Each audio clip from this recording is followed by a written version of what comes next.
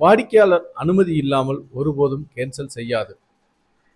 ஒரு சில தவிர்க்க முடியாத காரணங்களால் மட்டுமே வாடிக்கையாளர் அனுமதியுடன் புக்கிங்கை கேன்சல் செய்யப்படும்.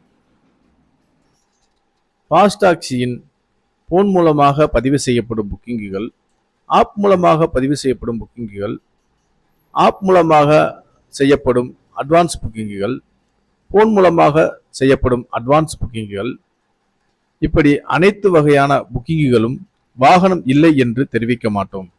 ஏனென்றால் புக்கிங் பதிவு செய்து 100% சரியான நேரத்தில் வாகனத்தை வாடிக்கையாளரின் இருப்பிடத்திற்கு பிக்கப் செய்ய உதவி புரிவோம்.